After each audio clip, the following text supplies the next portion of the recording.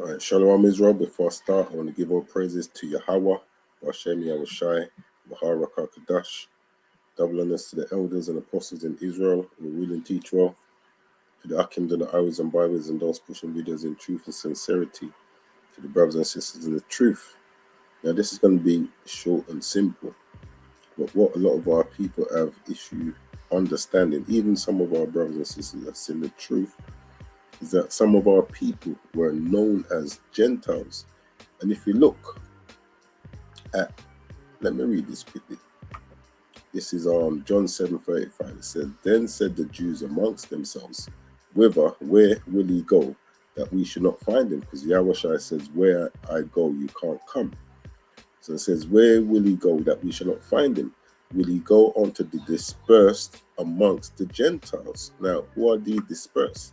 Because they're asking, is Yahushua going to go onto the dispersed? So let's see who these dispersed are, what they're speaking about. You know? Strong's G1290. Diaspora. So it says, a scattering dispersion of Israelites dispersed among foreign nations. And then it goes up, says, of the Christians scattered abroad amongst the nations. And we know the Christians, the real Christians, were Israelites. But it says, of Israelites dispersed among foreign nations. So one thing that our people knew is that some of us were scattered amongst the other nations. So this is John 7:35. It says, "Then said the Jews among themselves, whither will he go? Where will he go, that we should not find him? Will he go unto the dispersed, the Israelites that are scattered amongst foreign nations?" Yeah, it says, "Will he go unto the dispersed among the Gentiles?" So this is where these dispersed are. Israelites that are amongst the Gentiles. It says, "and teach the Gentiles." So the Jews who were in Judea at the time knew that some of our people were scattered amongst the Gentiles, and they were calling them Gentiles. Why? Because they took on the customs and the ways of the Gentiles. They weren't keeping the law, statutes, and commandments, just like us. Before we knew that we were Israelites through the prophecies, what were we doing? Calling ourselves all different kind of names. Black, British, Jamaican, West African, so on and so forth.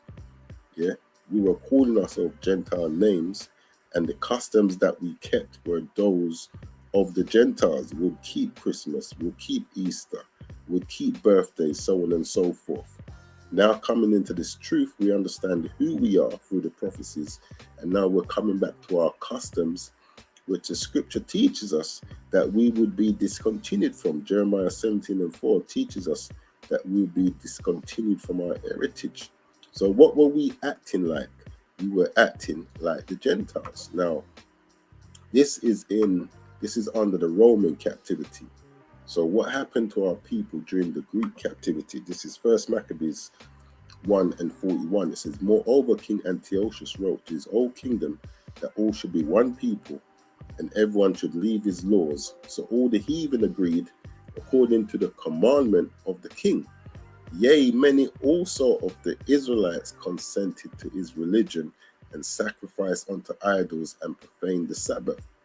So when you understand what happened, you know, the Maccabees, they rose up with certain other brothers to fight against this, to keep our customs. But it says many of the Israelites consented. So what were they doing? They were acting like these other nations, like these Gentiles. So fast forward now to when this was mentioned in John 7, yeah, to the will he go unto the dispersed amongst the Gentiles? We had our people that was amongst these other nations who acted just like these other nations, and the history showed how they became Gentiles, what they were doing. They were picking up the customs and the ways of these other nations. It says, verse 44, 1 Maccabees 1:44. "For the king had sent letters by messengers unto Jerusalem and the cities of Judah, that they should follow the strange laws of the land, and forbid offerings and sacrifice and drink offerings in the temple, that they should profane the Sabbath and festival days." This is why, you know, many of the people that Paul went to, We're dealing with idolatry and food sacrifice to idols, because these were customs that they had learned by force, and some took on the customs willingly. It says, and pollute the sanctuary and holy people, set up altars and groves and chapels of idols, and sacrifice swine's flesh and unclean beasts, that they should all leave their children uncircumcised. So when you read in the New Testament about the circumcised and the uncircumcised, these were the circumcised were the Israelites who kept up the customs. They kept the law, statutes, and commandments, so on and so forth. And the uncircumcised were Israelites who had now took on the ways of these other nations. So verse 48, that they should also leave their children uncircumcised and make their souls abominable with all manner of uncleanness and profanation, to the end they might forget the law and change all the ordinances. And whosoever would not do according to the commandment of the king, he said he should die. So this is why you had the Maccabees that rose up and fought against this to keep our customs. But many of our people took on the custom for fear of death. So when you come back to John 7:35, then said the Jews among themselves, where will he go? Whither will he go, that we should not find him? Will he go unto the dispersed amongst the Gentiles, the Israelites that are scattered amongst the foreign nations, and teach the Gentiles? Shame you that our people were referred to as Gentiles, because that was the lifestyle that they kept up. Now and it's not difficult to understand in the scriptures, but you've got many of our people who are trying to save these other nations and just take scriptures out of context and causing the scriptures to be in disrepute.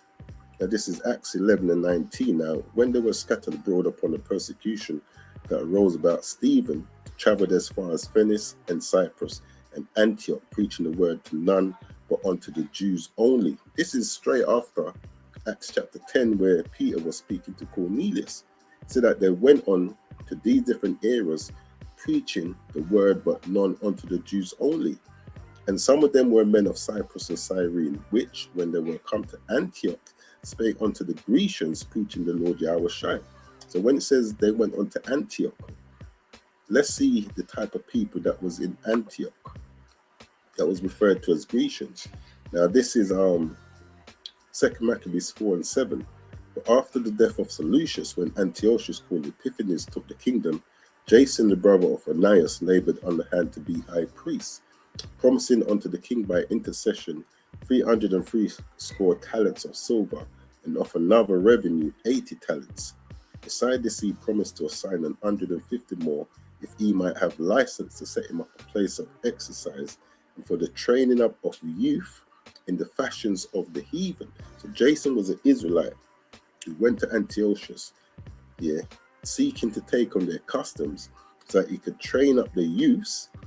It says, and for the training up of youth in the fashions of the heathen, and to write them of Jerusalem, the youths of Jerusalem, by the name Antiochians. So you had some of our people that were calling themselves Antiochians.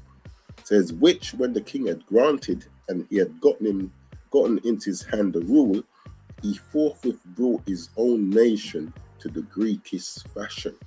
So you have our people that was referred to as Greeks, because that was the custom that they took on. So it's not technical to understand that some of our people were known as Gentiles in the scriptures.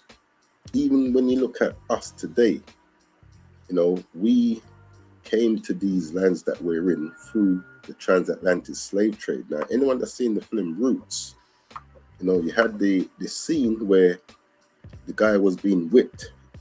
His name was Kunta Kente, and he was being whipped and said, your name's Toby, your name's Toby. Us now, we don't call ourselves any of the names that our foreparents had when we were stolen from the west coast of Africa. The names we have now are the names of our slave masters. The customs that we keep are the customs that was forced into us by our slave masters. So now we are Gentiles. Coming back into this truth, we are coming back to who we are as a people, keeping our customs. Coming back to the name that the Most High gave us as Israelites. So this is how our people became Gentiles. And it's not difficult to understand. This is throughout the scriptures. So those of our people, close the door. So those of our people that were keeping up the customs of these other nations, the ones that were keeping the customs, referred to them as Gentiles. And this is what we're reading about in John 7:35. Will he go on to the dispersed, Israelites scattered amongst foreign nations, and teach the Gentiles? So it's not difficult for our people to understand that, some of us were called Gentiles. And what Paul was doing was actually bringing back to remembrance those of our people who were acting like these other nations that had forgotten who they were. Bring back to their remembrance who they were. This is 1 Corinthians chapter 10. Now, these are Corinthians who religion will teach you are non-Israelites. But let's see the conversation that Paul was having with these so-called non-Israelites.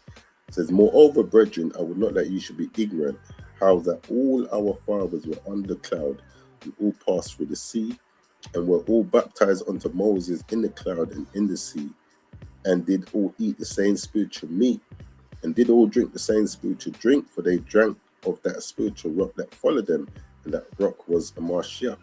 Now, what people were baptized unto Moses in the cloud in the sea?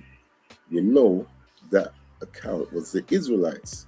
So why would Paul be telling non-Israelites that all our fathers were baptized unto Moses and in the cloud and in the sea? That's like me saying to a Chinese man, that our fathers went into slavery on ships. That never happened to the Chinese. That happened to the so-called Negroes today. So this is just another example showing you that Paul was bringing back to remembrance Israelites who had lost their custom of who they were. And this is what we do today. When we go out and teach, we're bringing back to the remembrance of our people, who we are according to scripture. And we do that through the prophecies. So, just something I want to touch on, because I know that many of our people, especially some brothers who are still in the truth, have issues with the understanding that our people are called Gentiles. They've still got that Christian mindset where they're trying to save everybody. And when the scripture speaks about Gentiles, they're referring it to the other nations instead of keeping everything in context with the scriptures and with history. But yeah, I just wanted to bring that out quickly. Hopefully you had some understanding from that. It was edifying to someone. With that, I'm going to close out. I'm going to give all praises to Yahweh, Ba'ashem Yahushai, Mahar Rakah Kadash, Kwame Sha'Allah.